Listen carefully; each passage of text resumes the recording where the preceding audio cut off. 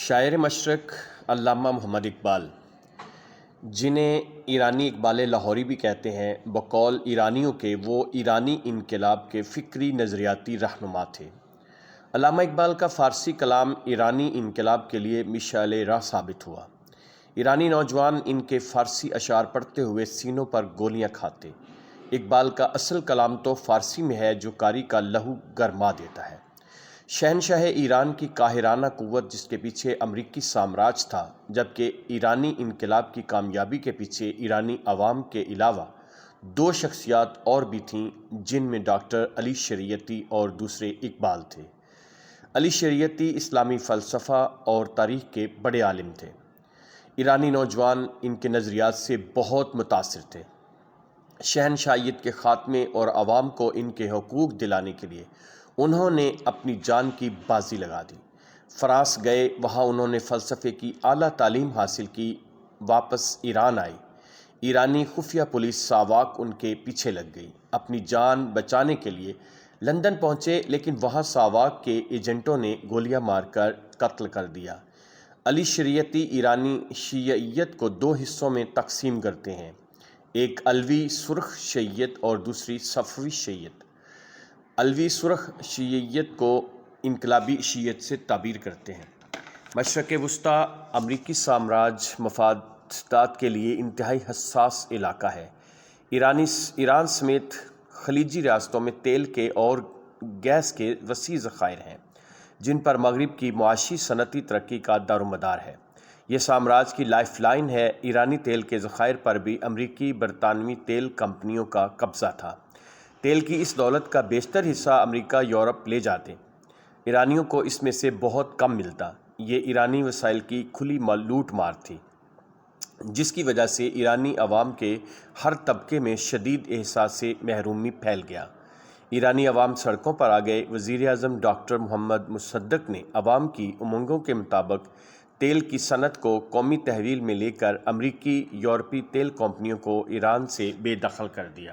یہ امریکہ کے لیے بہت بڑا صدمہ تھا اور شکست تھی۔ اپنی اس شکست کا بدلہ لینے کے لیے امریکہ نے اپنی خفیہ تنظیم CIA کے ذریعے پورے ایران میں اپنے ایجنٹوں کو پھیلا دیا۔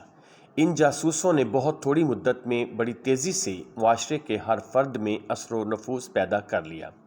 کیا سرکاری کیا غیر سرکاری حلقے، اخبارات، دانشور اور تو اور وہی مذہبی حلقے، علماء کرام جو وزیر اعظم ڈاکٹر محمد مصدق کی حمایت میں تھے، ان کی حکومت کے خاتمے کے لیے سرگرم ہو گئے، یہاں تک کہ ان کی حکومت کا خاتمہ کر کے چھوڑا۔ یہ امریکی سامراج کی ایران میں ایک بڑی کامیابی تھی۔ تحریک نظام مصطفیٰ کو یاد کریں، جب مذہب کے نام پر، جس کا سپانسرڈ امریکہ تھا، ذوالفقار علی بھٹو کے خلاف تحریک چلائی گئی، جس کے رہنما بھی علماء کرام اور مذہبی جماعتیں تھیں۔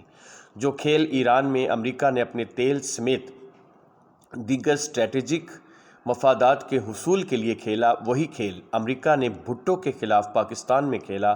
کوئی فرق نہیں تھا۔ امریکہ نے تیسری دنیا میں عوام کی منتخب حکومت کا تختہ الٹنے کے لیے ایک جیسی سازشیں کیں۔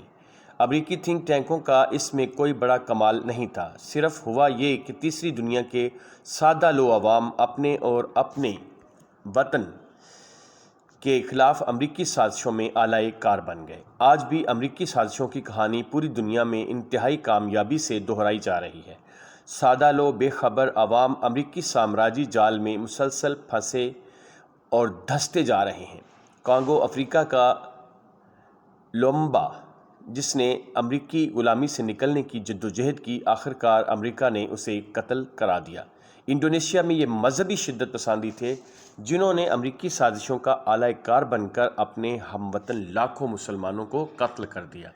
امریکہ اپنے مفادات کے تحفظ کے لیے ایٹمی جنگ بھی کر سکتا ہے۔ بقول سابق امریکی صدر ریگن کے، ذوالفقار علی بھٹو بھی امریکہ سے حقیقی آزادی کی جدوجہد میں قتل ہوئے۔ بھٹو دور میں بلوچستان کی منتخب حکومت کا خاتمہ ہوا، جس کی وجہ امریکہ اور شہنشاہ ایران کا دباؤ تھا۔ جمہوری بلوچستان نہ صرف ایرانی شہنشاہیت بلکہ عرب بادشاہتوں کے لیے بھی بہت بڑا خطرہ تھا۔ کہ پورے خطے میں آخرکار امریکی مفادات کا خاتمہ ہو سکتا تھا۔ بھٹو امریکہ کے لیے ناقابل قبول ہو چکے تھے۔ وہ انہیں ہر صورت مارنا چاہتا تھا کہ اس کے بغیر سوویت یونین کے خلاف جنگ نہیں جیت سکتا تھا۔ ان کے جرم ناقابل معافی تھے، یعنی مسلم دنیا کو اکٹھا کرنا، امریکہ کے مقابلے پر حقیقی آزادی حاصل کرنا، تیل کا ہتھیار استعمال کرنا اور ایٹمی پروگرام۔ غلامی کی طویل تاریک رات ختم ہونے کو نہیں آ رہی۔ 75 سال پہلے ہم انگریزوں کے غلام تھے اور اس کے فوراً بعد پاکستانی قوم کو امریکی غلامی کا طوق پہنا دیا گیا۔ اشرافیہ امریکہ کی غلام، اس کی بقا اور مفادات امریکہ سے وابستہ ہیں۔ صدیاں گزر گئی ہیں ہمیں اس غلامی میں۔ کیا کبھی ہم حقیقی معنوں میں آزاد بھی ہوں گے اپنی آنے والی نسلوں کی خوشحالی، کامیابی، کامرانی کے لیے؟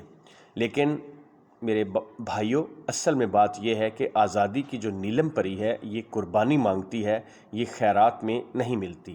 شاید آپ کو یاد ہو کہ اس ملک کے انقلابی لیڈر جناب ڈاکٹر طاہر القادری صاحب نے بھی یہ فرمایا تھا کہ آزادی بڑھ کے چھیننی پڑتی ہے، یہ خیرات میں کبھی نہیں ملتی۔